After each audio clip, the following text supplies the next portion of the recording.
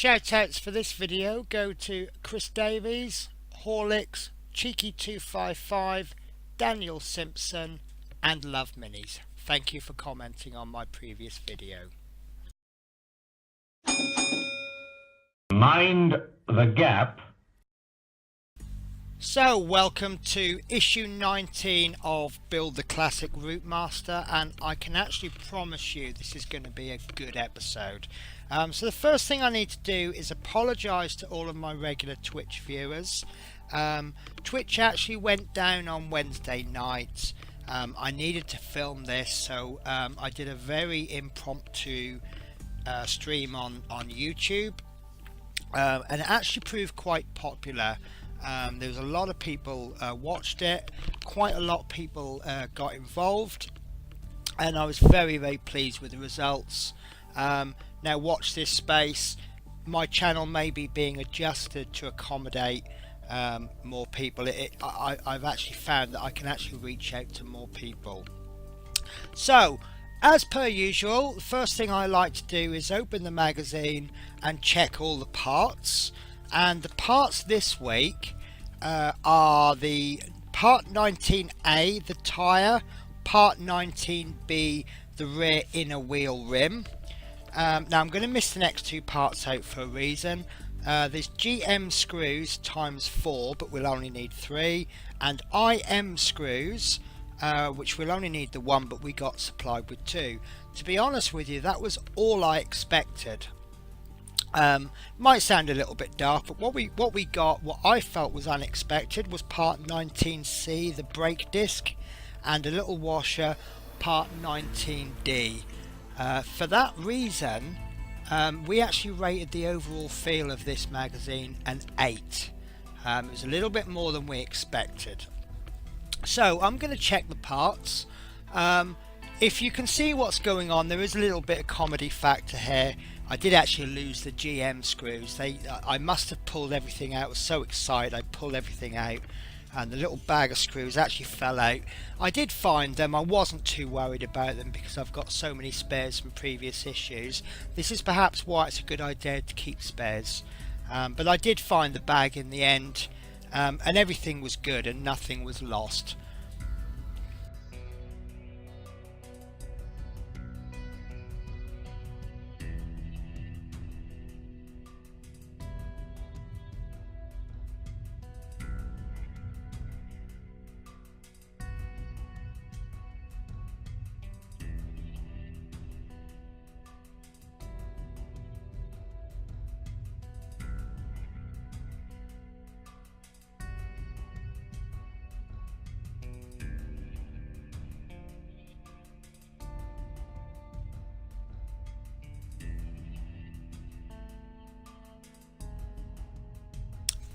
So, as many of you are aware, I've actually received my subscription issues, and I received my mug. So if you're a subscriber, I would definitely recommend subscribing. Now, they describe this as a travel mug, and it's basically a ceramic mug with a little band around it and a little travel mug top. I personally wouldn't describe this as a travel mug, but I would describe it as a very good mug. Now what I'm demonstrating there is the little cap is very useful. We as painters, obviously the Routemaster builders, they don't paint so much, but one of my other hobbies is painting, and you'll see the mug full of murky water. That's my paint cleaning water, brush cleaning water, and many a painter has accidentally drunk that water, and likewise they've also accidentally dipped their brush in their coffee. So having the little cap on the coffee is useful for people like me, because I just end up painting the top of the cap as opposed to cleaning my brush out. So the next thing we do is we have a look through the magazine, and I do like that magazine. Very colourful. We actually start on the number 52 route, which we did like. I mean, again, people who know me, they know that I like pictures of buses, and this is very full of buses, so really did enjoy this magazine. And we finalise it with a poster from the 1956 era, which is a little witty way of, I'm actually reading this, finds a witty way to give lots of reasons for visiting a Hampden Court, including Green Line coaches. So yeah, very good magazine, we did enjoy this. So let's crack on with the build.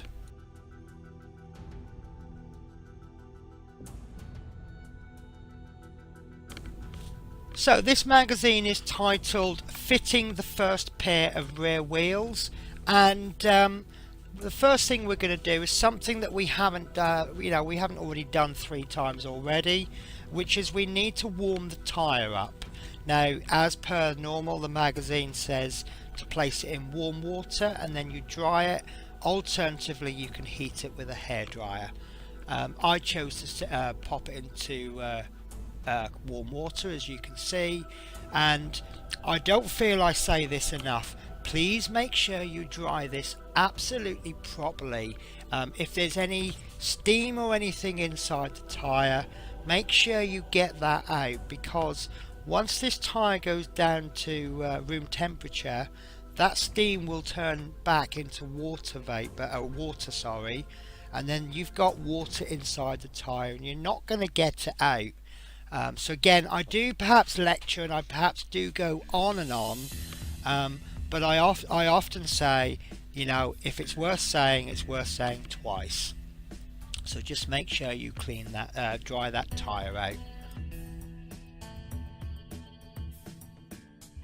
So just like last week's wheel, this actually has 4, I'm going to call them nodules. What it is on the edges of the wheel there's 4 sticky out parts. Squeeze the tyre, pop in 2 of those, then hold the wheel down from behind, as you can see there, and then push the other side. You can place it on the table and push it, that will work just as well. And in this particular case, I did actually push the wheel all the way through. That's not a problem, because what we're going to do is once we've got that in, and actually we've got a freeze there. I do apologise, I think we've got a little bit of a buffering issue. So what we've done is we've pushed a little bit too hard. So all we do is we push from the front, we push from the back, just keep pushing from alternate sides until that's in there nice and level.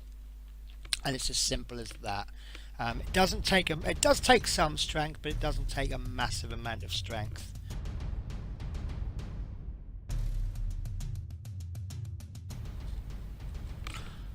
So the next section, we need to take the tyre and wheel from last week's issue, and we need to screw those together using 3 GM screws. Now check the orientation with the magazine and you'll see that there's 3 fixing points. 1, 2, 3. 1, 2, 3. Now I actually made the mistake here and I didn't notice. I naturally assumed that these 3 fixing points are equally spaced. They are not equally spaced. So really do check, make sure you've got all 3 points. I actually lined one of them up and I just assumed the other 2 would come into place. I was wrong, and what you'll see in a moment is I will start to screw in the first GM screw, and I'll just screw and screw and screw and nothing will happen. It's not until I check that I notice that 1 or 2 of them are out of line, and then I check them again. So for that reason I'm not actually going to speed this up until I actually get it right, so that hopefully you'll be able to see my mistake and then learn from that.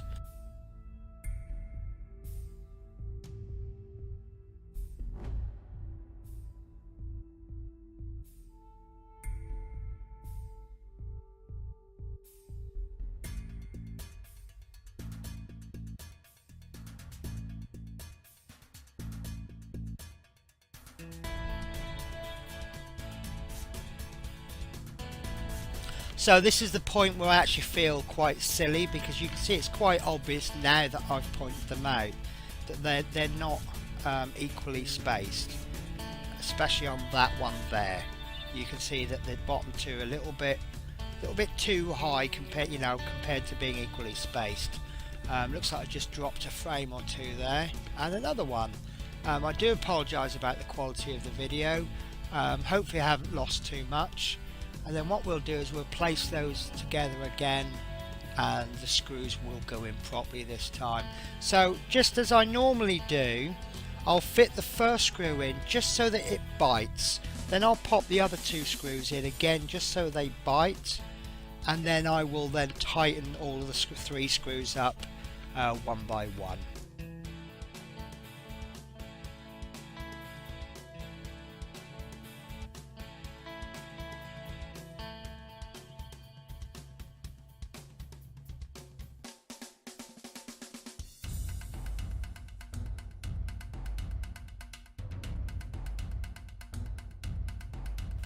Okay, so once I've finished, I've checked the tyres.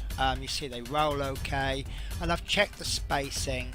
I pull the tyre out a little bit, I pull it around a little bit, and I've got to be honest with you, I don't think they're perfectly spaced. However, don't forget that one of those tyres are cold, the last week's tyre, and the current one is still warm. So it's going to be a little bit more pliable. I wouldn't worry about it. I mean, I'm now actually making this video the day after. I'm actually looking at my wheels as I narrate this, and there isn't really so much of a problem. But if there is a problem later on and we can't fix it, we've got access to those wheels, so maybe we want to modify things later. I wouldn't worry about it.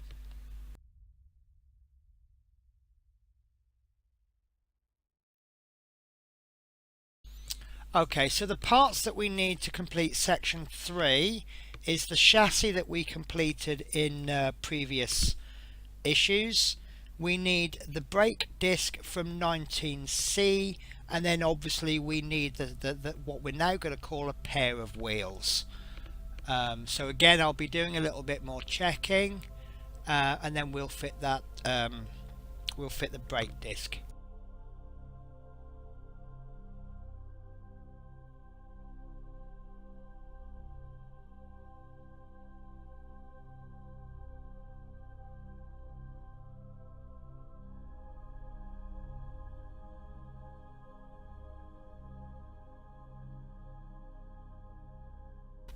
Okay, so the brake disc, as you see, there's a little notch in it, and then on the chassis there's also another notch. So that will, we just push that onto there, and then that will fit absolutely perfect. And then we'll complete section 3 by just popping the wheel on. It doesn't matter which way round the wheel goes. Obviously, it's gonna rotate on that spindle. So I wouldn't worry about which way round, but we do need to make sure the wheel is the correct way round. I'm going to call that a pointy bit. That goes on the inside, that bit goes on the inside, and then that part is the outside.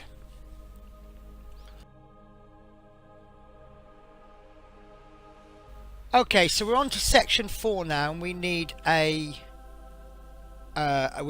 IM screw, and we need the washer labelled 19D.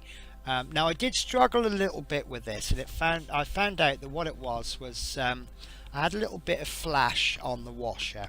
The washer is made of plastic, and obviously it's injection moulded. What flash is when you basically the injection moulding is when you have two plates of metal with the design in, and then molten plastic is injected in. And where the plates meet, sometimes there's a tiny minute gap, and what happens is the plastic goes into that minute gap, and that's either a mould line or a piece of flash. Generally a mould line is when there's a little line, flash is when there's quite a lot of it. Now I used a tool called a mould line remover. What it effectively is, it's a very wide blade, a knife blade, but it's blunt, so it doesn't actually cut, and what you do is you scrape it and you can just remove that little bit of plastic. Equally, if you're careful, you can use a knife, or perhaps you'd prefer to use an emery board or a file. There's the mould line remover, and we just scrape it along. It's a blunt tool, so you shouldn't be able to cut yourself with it, or cut through anything important, like parts of the model. And then once we pop that in, we just screw the IM screw in. Now I did actually over tighten it ever so slightly. What I would recommend is once you screw it in, go in and don't over tighten, but just go in until I've used the term before, so that you can no longer turn it with reasonable force. And then I found that there was quite a lot of resistance on the wheel, so I just loosened off the nut, the screw, sorry, just a little bit, just so that when I flicked the wheel there was free movement on it.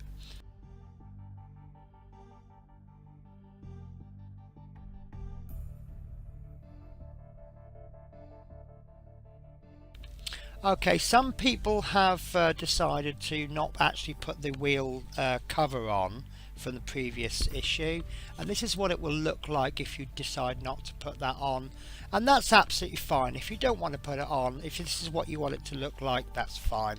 However, I've decided to do the full instructions on the magazine, so I have decided to put the wheel rim cover in, and all we do is we just gently push that in.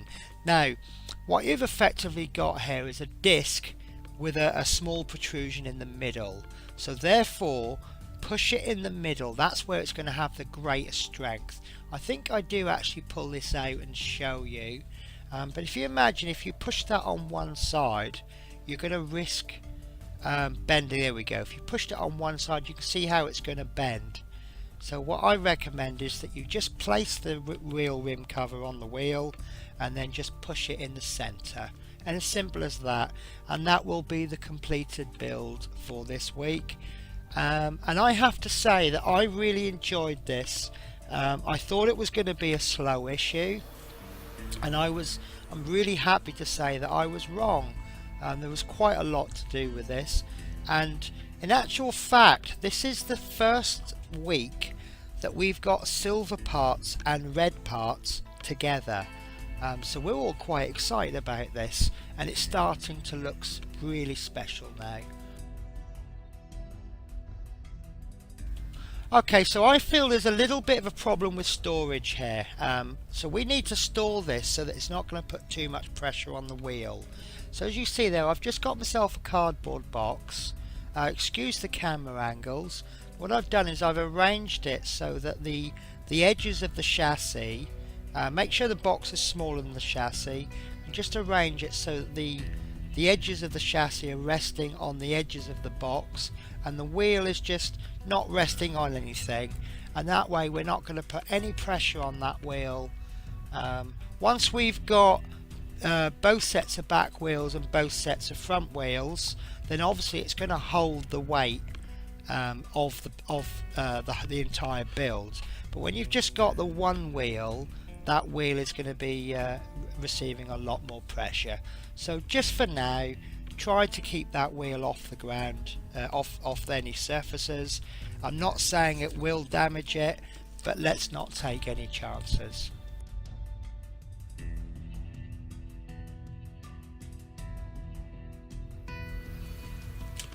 Okay, so that just leaves us with looking at next week's issue, and it says the offside outer tyre and wheel rim for the second pair of rear wheels is supplied and assembled in this issue. So basically we can assume that this issue, issue 20, will be the same as issue 18, which will be another back wheel. It might be a slow issue, and we anticipate that it's going to be a little bit slower than last week's issue because we're no longer doing it for the first time. Again, I am going to appreciate that it's a very important part of the build, and let's be fair, if we get rid of the slow issues early on, that just means for the next 110 issues or 109 issues, we're going to have much more exciting issues. So really looking forward to that. So thank you for watching, and I will see you all next week. Take care, bye bye. Okay, so that just leaves us with your wonderful comments from last week. And Chris Davies writes, awesome video Penny, always enjoy your videos. Now Horlicks writes, as always, a great informative video, Penny. Lots of facts and information. It very much made just building a rear wheel much more interesting, but I know that was planned to keep it up, Penny. Now what I've begun doing, normally I think it's good YouTube etiquette to respond to comments on YouTube. And I haven't been doing that because obviously I respond to them by including them in the videos. So I've actually responded, and I'm actually going to read my replies if you don't mind. So Horlicks' comment, I've replied, thank you Horlicks. I can see that the next few weeks will be much of a muchness. So I've been researching more information on the rear axle, wheels and tyres to hopefully enrich the future content, and I will be doing that. I've got a few facts and figures lined up for the next couple of issues. I have something I want to talk about in this issue, but I've got some try to sort of fill things out a little bit. Cheeky255 writes, I'm thinking about building a wooden frame case with either glass or perspex and mirrored base. To which I replied, that sounds fab, would you be willing to give us updates and hopefully inspiration? And then Cheeky's replied, yes of course, I will do, but won't be starting until after Christmas. Too many other things on to finish off, but that would be fantastic. I did see it mentioned on Facebook about a display case, so it'd be interesting to see what other people have come up with and maybe inspire the rest of us. Daniel Simpson has commented, hi Penny, I was thinking a few weeks ago about the wheels. I think the front wheels look good and I've been waiting to see the back wheels because in the picture they do look a bit plain.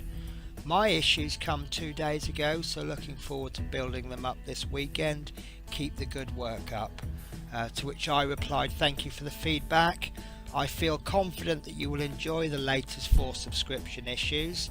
That would be 15, 16, 17 and 18.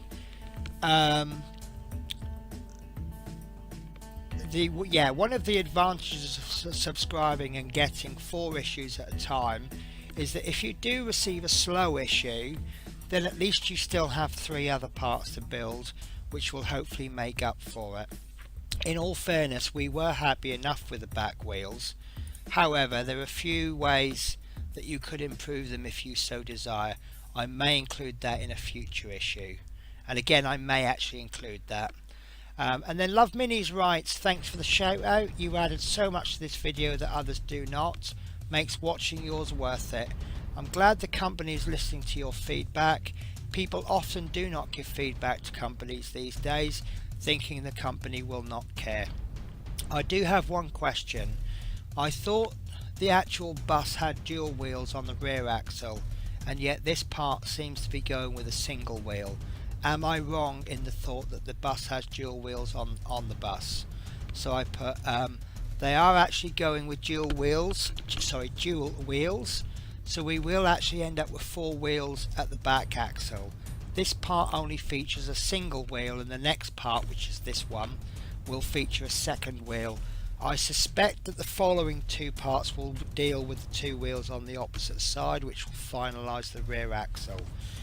So that's the comments, guys, and I thank everybody who watches and everyone who leaves a comment. But I do want to just give one final big shout out to Hachette. A lot of people talk down about Hachette. There has been genuine problems in the past, issues coming out late, bad customer service, bad issues.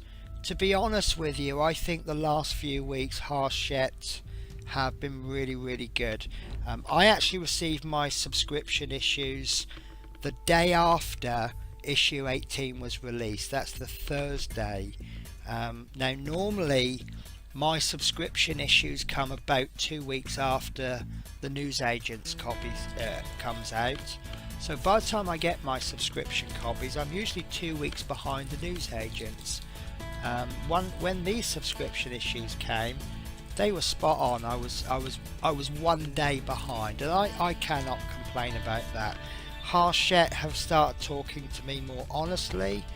I don't know if they've got to know me or if this is how they've become, but they don't mind giving me bad news, because I'd rather hear honest bad news than they lie to me and tell me something I want to hear, because when it doesn't happen, obviously I'm upset and frustrated. So yeah, a big shout out to Hachette. So I'm going to end the video here, and thank you so much for watching, and I will see you next week. Take care, bye bye.